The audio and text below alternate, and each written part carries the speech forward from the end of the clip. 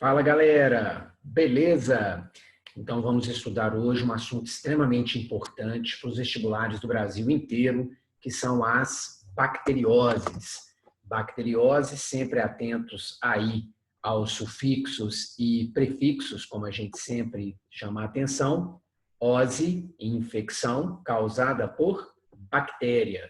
Ose, doença infecciosa, no caso, causada por bactéria bacteriana.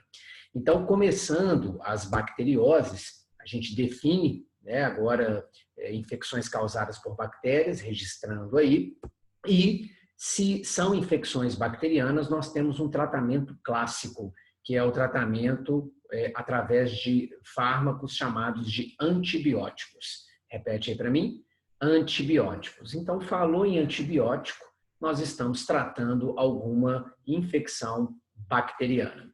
Os antibióticos, eles devem matar apenas as bactérias, observem, patogênicas, repete aí para mim, patogênicas, que são aquelas que causam doenças, patos, doença, gênesis, origem. Então, o objetivo, quando você usa o antibiótico, é eliminar essas bactérias. Só que, infelizmente, alguns efeitos indesejados podem acontecer. Entre eles, o que nós chamamos de prejuízo à microbiota, olha aqui, ou flora. O nome flora está caindo em desuso. Atualmente a gente usa microbiota. O antibiótico ele vai atingir ali bactérias que forem sensíveis, sejam patogênicas, sejam da microbiota. E aí isso pode gerar um certo desequilíbrio. No caso da microbiota intestinal, nós podemos ter aí algum tipo de eliminação de bactérias importantes, essas bactérias que nos protegem de outras bactérias, fazem um antagonismo bacteriano, bactérias que sintetizam vitaminas importantes, como a vitamina K, e aí é necessário repor essas bactérias. 3 são as estratégias, olha para mim, 3 são as estratégias. A primeira, o uso de pré-bióticos, que são basicamente fibras alimentares que vão estimular o crescimento dessas bactérias da microbiota, as bactérias boas. Os probióticos. Probióticos, lembrei, Heber. Probióticos, os lactobacilos lá do Yakult, lactobacillus casei shirota e outros, são bactérias que podem ser utilizadas. No caso do Yakult, talvez não seja tão eficiente, a maioria vai morrer. Então, é interessante que o médico prescreva um probiótico, geralmente em cápsula, para que a quantidade de bactérias que chegam ao intestino seja uma quantidade boa. E em casos extremos, transplante fecal. O quê? Isso mesmo, calma, easy, traduzindo calma. Transplante fecal é uma conduta hospitalar, uma conduta em que o indivíduo recebe fezes, geralmente um familiar que convive, mas é tudo feito de forma técnica, o indivíduo não percebe, cheira essas coisas, Deus nos livre, né? Então, em cápsula, via colonoscópio, endoscópio, enfim. E um outro efeito indesejado dos antibióticos é a possibilidade de seleção, olha aqui, de bactérias o quê? Resistentes a esses fármacos. Isso vem crescendo ao longo do tempo e, infelizmente, acabou originando o que nós chamamos de bactérias multiresistentes, ou superresistentes, ou superbactérias. Por este motivo, esses fármacos de uns tempos para cá, né, já há mais de 10 anos, só podem ser adquiridos via receita, onde a receita médica é obrigatória para se adquirir tais drogas para minimizar. Agora, de fato, independente disso, o uso hospitalar selecionou ao longo dos anos bactérias resistentes, ok? Então, para definir se uma bactéria é resistente ou sensível, existe um exame chamado, lê para mim aqui, antibiograma. Repete aí para mim. Muito bem, antibiograma.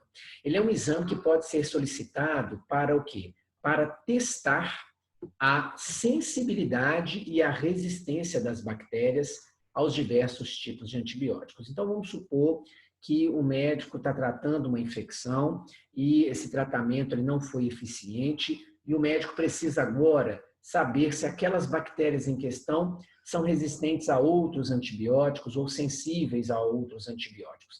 Então, ele solicita esse exame chamado de antibiograma para testar a resistência e a sensibilidade das bactérias a diversos antibióticos.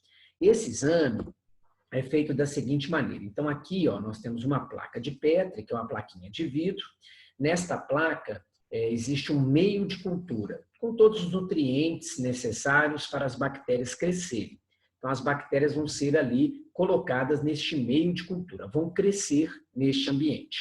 Em seguida, você vem com disquinhos de papel redondinhos, molha esses discos em antibióticos que você quer testar e coloca eles sobre o meio de cultura. Ali, esses discos molhados com os antibióticos, vão permitir que o antibiótico espalhe, formando um círculo, formando ali um círculozinho em torno do halo, em torno do papel. E aí você vai aguardar para visualizar se vão aparecer os chamados halos claros, como esse aqui, que é pequenininho, e como esse aqui, que é grandão. E aí, quando aparece um halo claro, como o R e o O, isso está indicando que os antibióticos são eficientes. Por quê? Porque o halo claro indica ausência. Repete, ausência de crescimento bacteriano.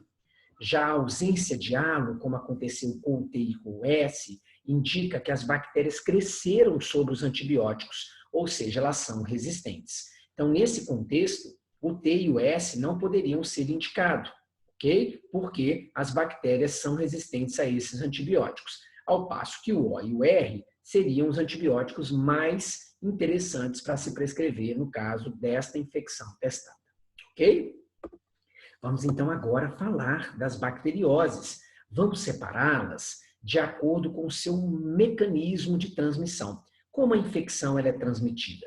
Então a gente começa com bacterioses sexualmente transmissíveis.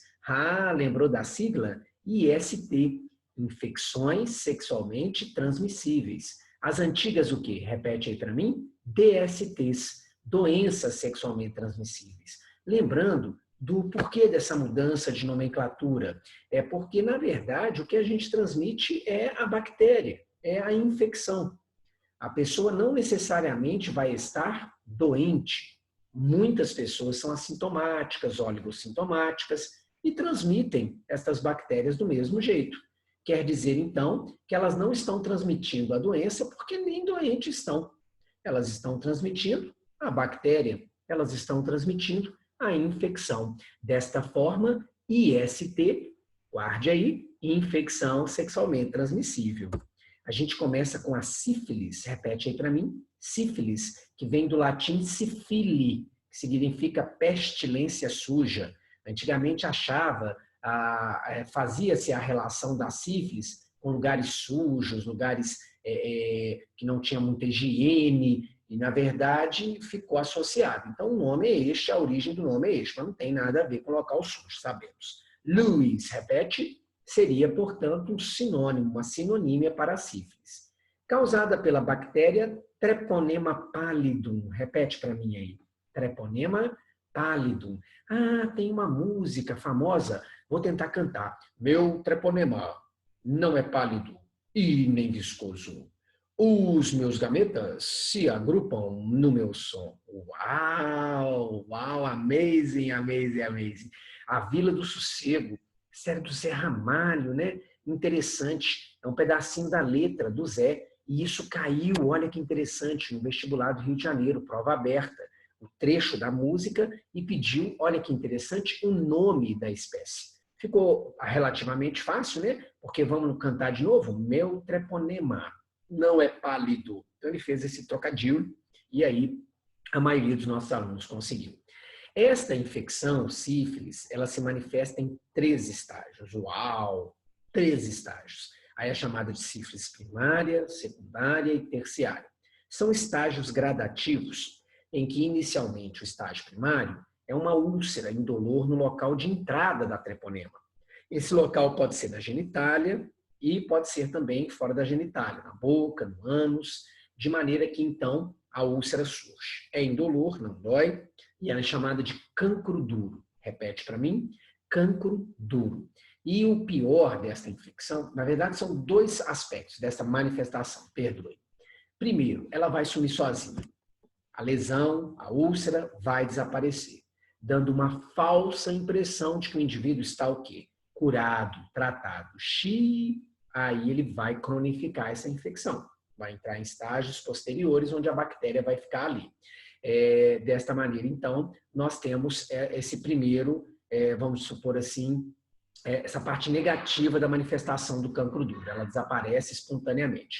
E aí o segundo problema é que a doença vai entrar na sua fase crônica com manifestações tardias mais graves. O segundo, porém, desta manifestação cancro duro é que às vezes não é visualizado. Às vezes está lá dentro do colo do útero, dentro da vagina, às vezes está em locais que as pessoas não vão conseguir perceber. E desta forma, então, a pessoa não sabe, continua transmitindo, continua evoluindo. A manifestação 2, estágio secundário, sífilis secundária, geralmente é na pele, com manifestações de bolinhas vermelhas espalhadas pelo corpo afora, a chamada roséola sifilítica, palma da mão, planta dos pés, vai regredir também, meu Deus do céu. E aí as manifestações tardias, que são meses depois, vão ocorrer também na pele, como a goma sifilítica, podem ocorrer também no sistema nervoso central, a neurosífilis, deixando o indivíduo demente, com paralisia, cego. Gente, essa doença é muito grave. Por isso, eu classifico ela aqui, olha só, é uma doença crônica, repete aí para mim. Muito bem, crônica e sistêmica. Repete, sistêmica. Crônica significa de longa duração. Muitas crônicas não vão ter cura. Sífilis tem, graças a Deus. Sistêmica, que tomou conta de vários sistemas. Foi para a pele, foi para o sistema nervoso central. Então, uma doença que se espalha. Esse seria o sentido sistêmica. Olha lá o detalhe, também pode ocorrer transmissão pelo sangue. Olha só, temos que ter atenção em relação, então, à doação de sangue. E durante lê para mim, gestação ou parto, chamada transmissão vertical. Repete para mim, transmissão vertical? Vertical. Vamos lembrar esse conceito? Horizontal, quando eu transmito para alguém, ó, horizontal, ó, o horizonte. Vertical, a mamãe transmite para o bebê, para a criança. Durante a gestação, geralmente ela é citada como congênita, sífilis congênita, já nasceu com aquilo, né? Sífilis congênita. Mas pode acontecer também, como vimos, durante o parto. Parto e gestação são considerados, portanto, transmissão vertical. E olha que má notícia, há riscos de má formação congênita e morte do feto. Lembra que nós estudamos em viroses que o Zika vírus despertou no Brasil uma atenção para a manifestação de microcefalia no Nordeste, que foi até uma grande médica, grande cientista que fez essa relação? Depois nós lembramos que a rubéola, que também é uma virose, pode levar a esta má formação. Agora estamos vendo sífilis, que pode levar a má formação, como microcefalia, mas provocar também aborto, natimorto, vários tipos de manifestações graves. Então, temos que ficar atentos em relação à profilaxia. Quem sabe transmissão, sabe profilaxia, para a gente cuidar destas crianças e evitar as malformações, ok? Então, quem sabe transmissão, sabe profilaxia. Adivinha, adivinha, adivinha, adivinha? Bota camisinha, bota munamur, camisinha. Em inglês, condom. Uau, acabei agora, hein? Lacrei, fechei. Condom, condom. Repete para mim, muito bem, condom. Camisinha. E então é a medida, sem dúvida alguma, mais importante para a prevenção de ISTs em geral, medida universal. O uso do preservativo, o uso do condom. Tratar infectados, extremamente importante. Por quê? Porque quando eu trato o infectado, eu vou evitar que ele transmita a infecção para outras pessoas. E aí vem uma coisa muito importante, que é a busca de parceiros. Por quê? Teoricamente, esse infectado pegou de alguém. E ele, às vezes, precisa até avisar aquele alguém, porque o alguém pode não saber. Olha aqui a questão ética da coisa. Então, nós vamos avisar as pessoas que foram, vamos supor, expostas à possibilidade de infecção. Que aí eu consigo fechar esse ciclo e evitar a transmissão, a disseminação da sífilis. Maravilhoso isso.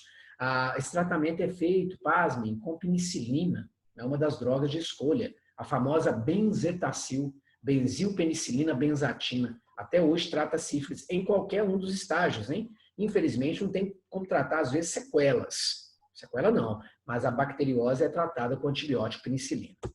Pré-natal e tratamento de gestantes infectadas. No pré-natal vai ser pedido um exame de sangue. Ah, se liga aí. Exame de sangue é o exame que vai permitir o diagnóstico de sífilis. O VDRL é o mais famoso, Venereal Disease Research Laboratory. Agora eu acabei, lacrei. E aí, esse exame, ele é o exame de sangue mais utilizado, ok? E controle dos bancos de sangue para evitar que as pessoas contraiam por esta via. Fechou sífilis, pessoal? Bacana demais. Vamos agora para a segunda IST, gonorreia. Blenorragia é o sinônimo. Repete para mim. Blenorragia. A bactéria é a Neisseria gonorrhoeae. Nossa, que nome difícil, bem chato, bem difícil. Escrever, Deus me livre, não vai escrever isso não.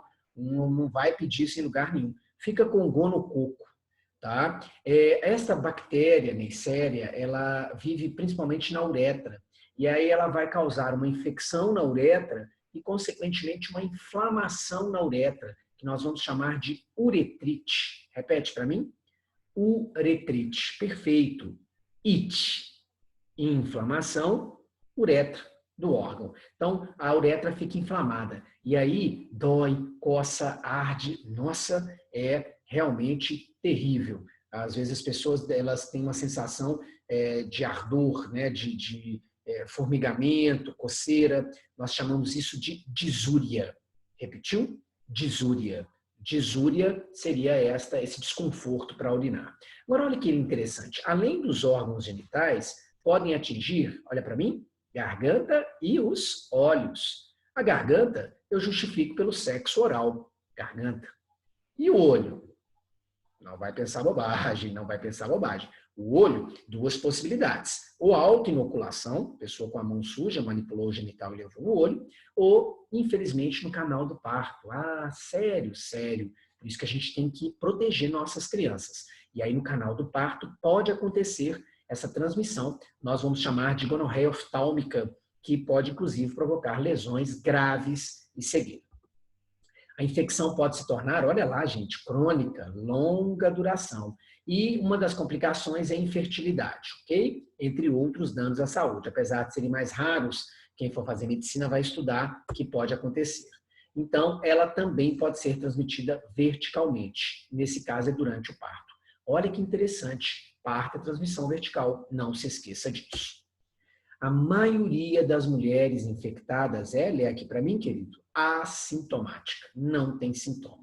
E os homens podem apresentar a disúria, que eu já descrevi, com secreção purulenta matinal, in the morning. Calma que eu vou traduzir. Pela manhã. E por que será que essa secreção ela ocorre ao despertar, ao acordar? Hein? Às vezes o cara vai urinar, segura o pênis, cai uma gota de pus, que é aquela gota clássica dos livros. Ou então a cueca está toda manchadinha. Por que pela manhã é mais comum? Vamos pensar? Nós não dissemos que a bactéria está na uretra? O pus, meus amigos, anote aí. O pus, minhas amigas, anote aí.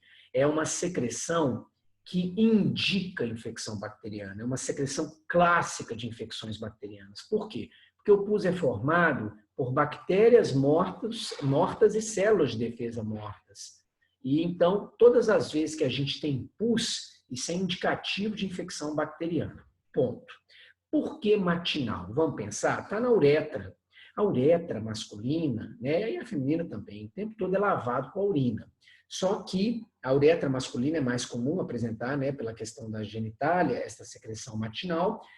O homem dormiu, ficou muito tempo sem urinar, acumulou esse pus na uretra e aí de manhã ela aparece. Olha que interessante. Então, se ele ficar um tempão sem fazer xixi durante o dia, vai aparecer? Vai, mas é mais comum pela manhã. Na mulher também, como eu disse, a urina vai lavar a uretra feminina, só que pela questão do tipo de uretra e tipo de genitália, não é comum essa manifestação. É mais comum no homem. Quem sabe transmissão? Sabe profilaxia. Não vou nem falar. 1, 2, 3. Bota camisinha, bota meu amor. Camisinha, condom, não se esqueça. Tratar infectados, mesmo esquema que fizemos para a sífilis. Tratar os infectados, buscar o máximo possível o número de parceiros para cortar esse elo de transmissão, estas vias de transmissões. Olha que interessante para mim. Uso de colírio antibiótico nos recém-nascidos. Olha aqui, ó. O uso de colírio antibiótico, nitrato de prata, muitas vezes utilizado, técnica de CREDE, e é para evitar essa transmissão oftálmica, né? Essa gonorreia oftálmica, porque como a maioria das mães é assintomática, então a gente não tem como saber. Então, pinga o colírio para garantir que essa criança não vai, portanto, contrair a gonorreia. Fechou? Fechou? Então, vimos nesse primeiro bloco as infecções bacterianas sexualmente transmissíveis, bem como o tratamento para as infecções bacterianas com o uso de antibióticos. No próximo bloco, no próximo vídeo, vamos falar de outras bacterioses, dando continuidade aí ao nosso trabalho. Um grande abraço, até daqui a pouco.